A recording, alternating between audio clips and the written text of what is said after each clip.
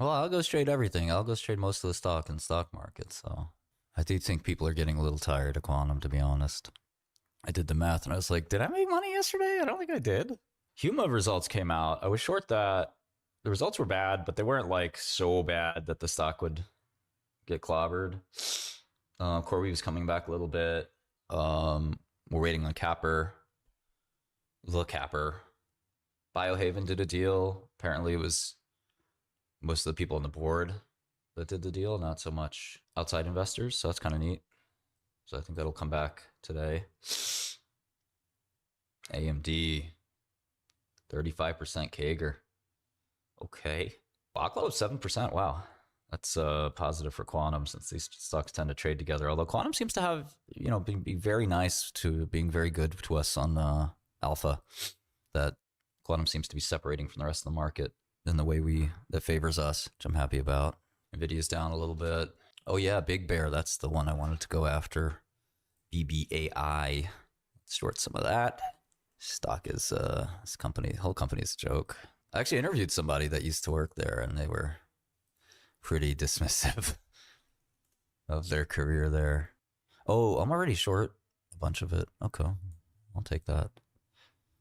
I guess my book's a little bit crowded here. I got a lot of stuff. I got Spruce, Biohaven. I'm short Humacyte. I'm short Galt. I'm short Big Bear. I'm short the binary events coming up in biotech. On IFRX, BBAI.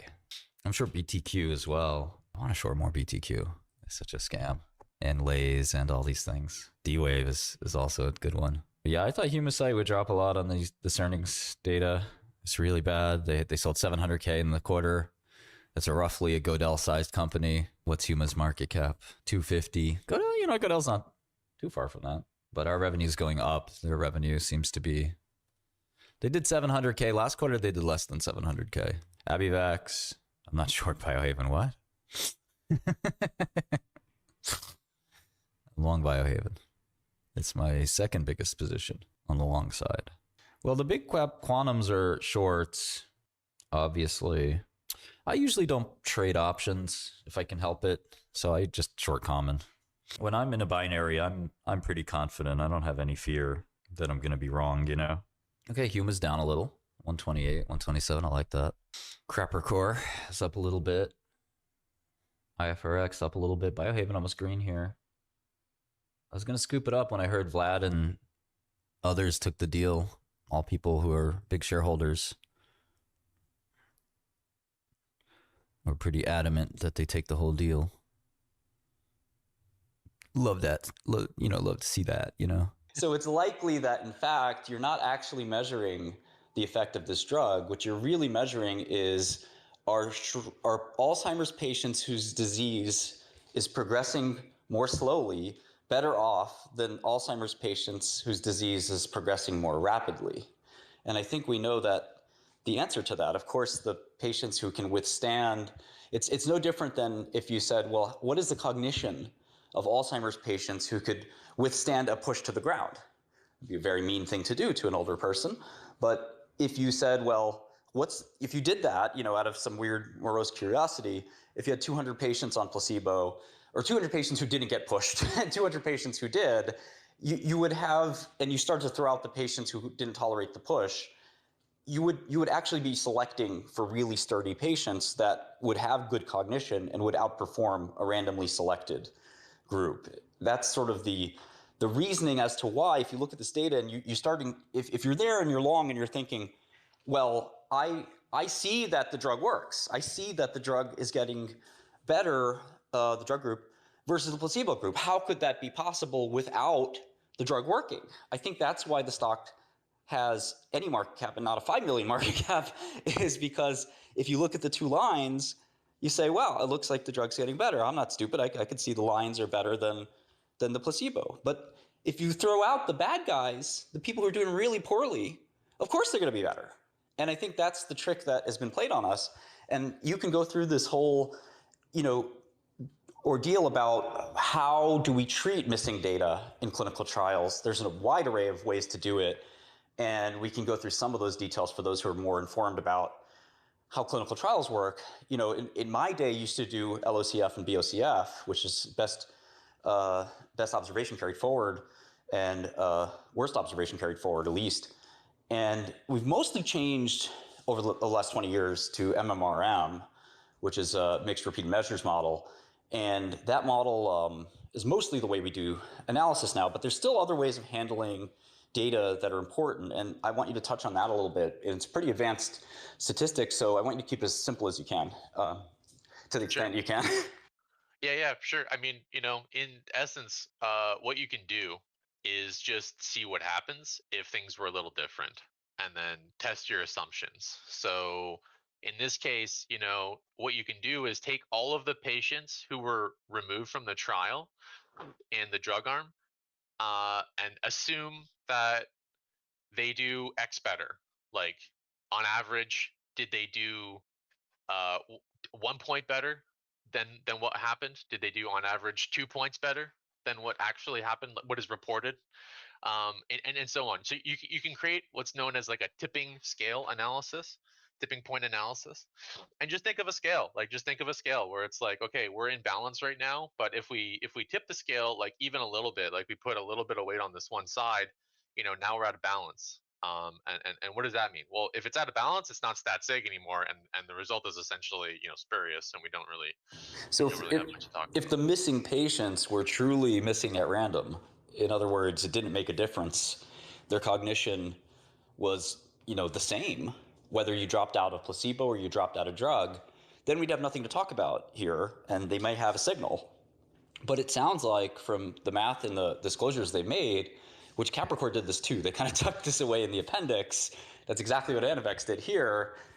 Basically the tipping point analysis says the people who did drop out of the drug group were worse than the people that dropped out of the placebo. Because if you changed those assumptions, you would have lost the statistical significance. Is that a fair summary? Yeah, I mean, if these missing patients did even a little bit better than how the rest of the cohort did, like this whole trial is no longer stat sig.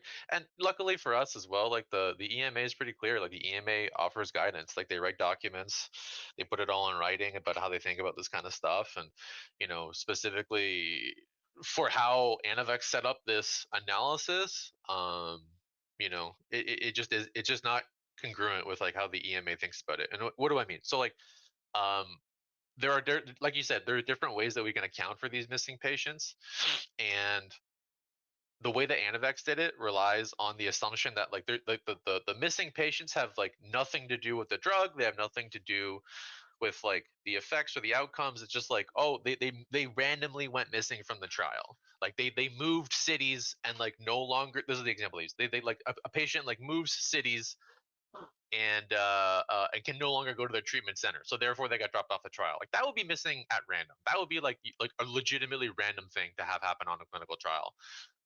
What isn't random is like all of your patients taking the drug and then suddenly dropping off because they got ill on the drug. Like that's not random. Like that's specifically because of like the drug or like the patient's baseline characteristics, like we've already kind of touched on. And so because of that, you have to create a really robust way of handling missing data, which they have a lot of, and the thing about it is like when you do this kind of work too, like the more missing data, like the harder it is to prove that data has nothing to do with the, the final result. This is why we do big clinical trials, so we get unambiguous p-values and things like that. Yeah, exactly. And in this case, the results are quite ambiguous. Yeah. It's also why we do several trials oftentimes. So I think the company on Tuesday met with the EMA. They did what's called an oral, or the CHMP, and they met and did what was called an oral explanations. They get 20 minutes to give a presentation, and they get grilled for 40 minutes. And we think, so the meeting ends today, and we'll see meeting minutes tomorrow. So I think, and I'm gonna go out on a limb here, that we see the stock go to $1 tomorrow. Why? I think the CHMP will render its opinion in the meeting minutes. Those will be available on the EMA's website. And they'll explain that they don't believe this drug works and the new clinical trial is warranted. Remember, the EMA is a lot stricter than the FDA. One of the biggest red flags, one of the biggest red flags for me on this company is that they never filed for FDA approval, We know the FDA is a lot more lenient. They approved Aduhelm. They approved a lot of other drugs that, are, including, say, Sarepta's drugs that some people feel don't work, while EMA refused to approve all those drugs. So they're very, very strict. And it is very curious why you wouldn't file in America, which is more lenient. You're an American company, and it's a much bigger market. Europe is notoriously broke and doesn't like to pay for new drugs. And it's just one of these things that has never been explained, and I think is really one of the biggest red flags I've ever seen in my career, when a company is maybe not legally allowed to proceed in one country, which again begs the question. The US was willing to look at non-US data, for example, especially for a huge unmet medical need. So really, really bizarre thing there. But getting back to the timing, I think it's quite likely that we see it tomorrow. If we don't, I think the next date is December 10th. Is that right? Or maybe the 12th? Yeah, the 12th will be the minutes. So the EMA or comp publishes these minutes, and the minutes sometimes contain the opinion of that week, but sometimes they need an extra month to write up that opinion. I think they'll write it up for tomorrow, and this stock will be down 80% tomorrow. I'm going out on a limb and saying that, but if that doesn't happen, I think it's closer to 75-25. But I acknowledge that there is a 25% chance that we see this on December 12th. Either way, it's toast. There isn't a person in the right mind, if they, especially a group of people that have ever looked at clinical trials for more than even a year or two, which the CHMP is a very, very strict and very well, they're a very, very strong group. There's no fools in that group. Unlike perhaps sometimes the FDA, which is very lenient and knowingly lenient about interpreting clinical data, there's no interpretation here.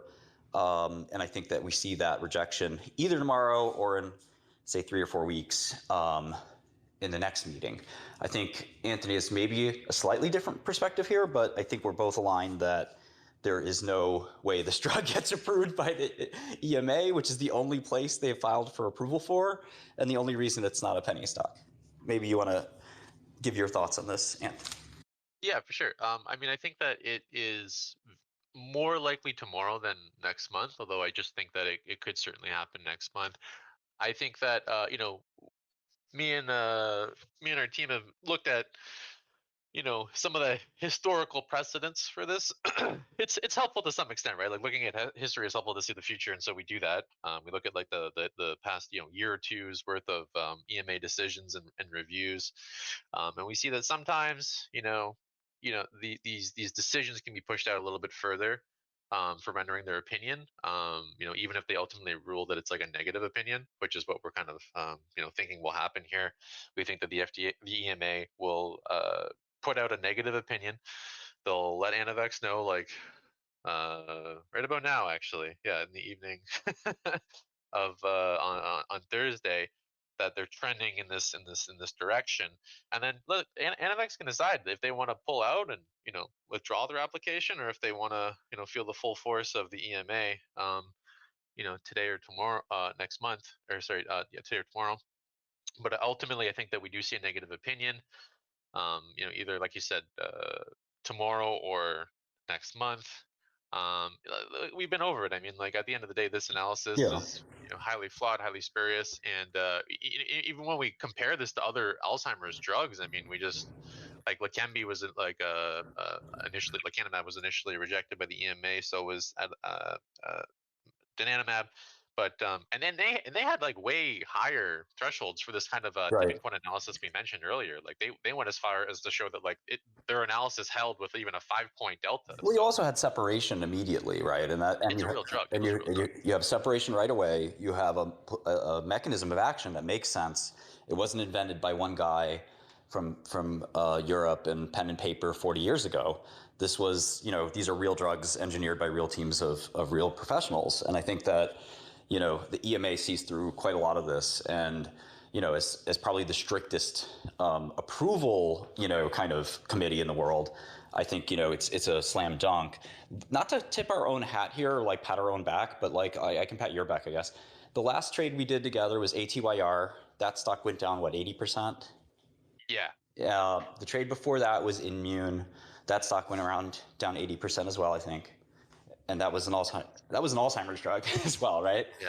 Okay. And then we did, I don't know how much we worked on this together, but I did galectin, which went down 50-ish%, and then Cassava, which went down 90%. So that was 4 in a row, at least for me. I think you've had a couple of wins yourself that were independent of me. And, this should be 5 in a row, at least for me, with public, sort of public proclamations of failure. I think, and again, I'll see how much I'm speaking for you or if you disagree, but for me, you can go anywhere and find a biotech catalyst list. And there are literally dozens of phase 3 outcomes or FDA outcomes per month that you can bet on, and you can bet on at random, and you can decide, okay, this works, this doesn't work. We don't do that.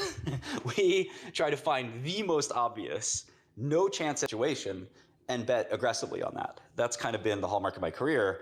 If you go back and see some of my stuff on Seeking Alpha or some short reports I did 20 years ago, I think I inspired a lot of people in the short report sort of community. I never used third parties to fund my shorts. I always just did it for myself. And we don't have any third party funding here. But I think that, that sort of world was born of, in large parts, trying to short a stock, get a reaction from the market, and get out. And we don't do that. We've never done that. What we do is we make the call, and we stick to it till the end of the call. So I won't be covering any short today. I'm just shorting more because I'm convinced that I'm right. And that's the style that we take to this. We care about being right. We care about helping people, quite frankly, who buy biotech stocks at random. We implore these communities to think twice about what they're doing. But unfortunately, you really can't convince people of anything in arguments. Once people buy, they sort of reinforce their belief. We saw this with entire Reddit groups, entire Discord groups dedicated to the stocks, where we plainly and carefully tried to demonstrate it. In fact, there's one guy on Twitter, Matt Nachtrab, who bet $70 million on Cassava, 7-0, no joke. He sold his company, successful tech entrepreneur, bet $70 million on SAVA. It's my pinned tweet. The drug did not work by any stretch of the imagination. And the stock went down 80, 90%. And you still couldn't talk sense into anyone. At some point, in fact, people usually ostrich, put their head in the ground and say, no, I'm not going to listen to you. I don't want to hear that. I want to gamble, is typically what they're doing. So for us, I think I can speak for myself by saying that, like, a lot of people say, what's your ulterior motive here? You just want me to sell my shares. No, I don't care if you sell your shares or not. I'm going to win and make money anyway. I feel bad for people that don't have the scientific background, which, by the way, isn't extensive. I'm not a physician or a PhD. I don't think Anthony is either. We've just spent a lot of time in industry. We've seen a lot of this. And it's pretty clear to anybody who's been in industry, which is why Anavex doesn't have too many institutional holders. A lot of the companies I mentioned earlier also didn't have institutional holders.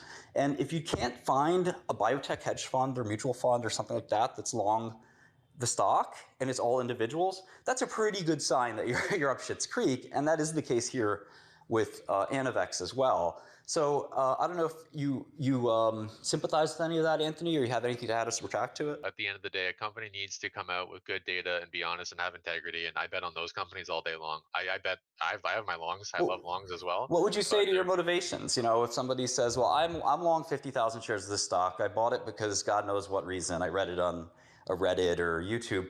Why are you telling me to sell? I mean, you just want me to capitulate, don't you? Look, I personally, I think that this, I'm not just like a bettor of biotechs. I'm a practitioner of biotechs. I've been in biotechs for a very long time myself. I've been in since I got out of school, but well before I was in school, I always wanted to be in biotech, and I want this industry to grow, and I want it to do well, and I want it to make impactful new medicines. Like, that's what it's all about. Like, I have had this dream in my head personally of impactful medicines, benefiting people's lives that I've had a hand in help creating for many years, since I was a kid, and that's ultimately the world that I want to live in. And when people like the types that come up with these really implausible drugs and implausible medical devices and what have you, like, whenever these things come up, it just leaves a black mark on the industry. It just leaves investors with a bitter taste in their mouth, and they all walk away. and it's very difficult to have a sustained growth in this industry when you have that kind of a backdrop, when you have this risk profile associated with it, when you have bad actors Right. acting in this way. And so for me, my interests are really aligned with just making sure that everyone who listens to me knows where I'm at, but like Right. also that I try to have my 2 cents in helping people kind of get to the have a good time at biotech. Basically, like that's what it's about. I 'Cause see. think that Yeah. investment begets more investment insofar as it's like actually useful and has a good effect for patients and people and stakeholders. So That's really interesting. I'm totally the kind of, I wouldn't say opposite, but totally different. I don't care if biotech has a good reputation or not. I think that's a lofty goal and a very good goal. And I didn't even think of that, which shows you kind of where my mind's at. I mean, it's not a bad thing, but it's not something I'd go out of my way for. I care about the guy who's got $6,000 and is putting $3,000 on ATYR because he thinks it's going to go to $300,000 and he can retire. And I probably sympathize with that guy because I was that guy when I was 17 or 18. And I spent a career in this trying to figure out my ass from my elbow. And now I know my ass from my elbow. And it doesn't take much to tell people.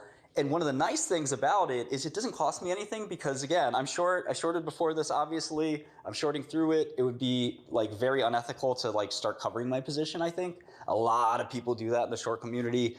It's not what I like to do because it just kind of looks bad and it feels bad and it's just gross. And I feel like you are incentivized then to scare the world into your belief system. I'm not trying to scare anybody. I'm trying to show you, what I feel. And if I was going to cover, then I certainly think that would make sense. But I've shown with pretty great transparency that I don't cover throughout these. Sometimes I short more throughout these. And, I'm confident and I'm rarely wrong. And I think that it's fun to be right. It's fun to flex your muscles and say, I know what I'm talking about. But, I'd say that for the little guy, it's like, I always try to tell people when they say, Martin, how do I turn $1,000 into $1 million or something like that? And I said, you're going, the market is a competitive place. You're going up against me, Ken Griffin, smarter people than me, quants, et cetera. It's very easy to trade the market thanks to Robinhood and E-Trade and whatever, but you're still in a hard fight. So sometimes it's very hard to get into a fight that's also very hard. Like the UFC is very hard to climb up the ranks of. You can't just go to Madison Square Garden this weekend and join a UFC fight and say, I'm on the bill, I'm the headliner.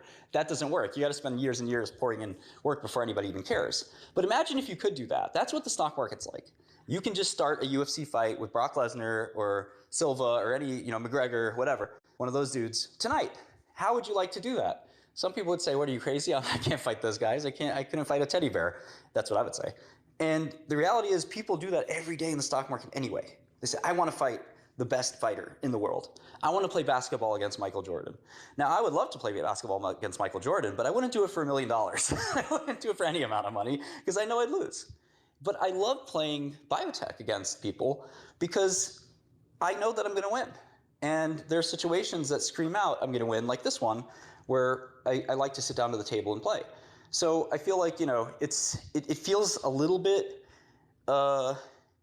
weird if I sit down to the table and play and don't at least try to say to somebody who's playing poker against me that, oh, you have a 2 and a 7 and I have 2 aces. You probably shouldn't go all in. And the person's like, no, I'm going to win. I'm going to win. Don't even talk to me. I'm going to win. I know poker. You don't know poker. And I'm sitting there with 2 aces and an ace pops out. And I said, I think you should fold, man.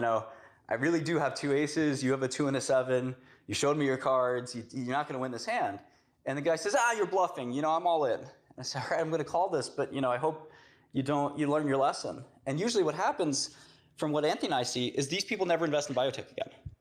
They get burned and they say it's a fixed market and they blame God knows what, anything but themselves. And they never touch the industry again. And I think that's one of the reasons biotech is sort of known for its risk because of your point. I never thought about it that way. And I think I'm going to chew on that a little bit because it's kind of interesting.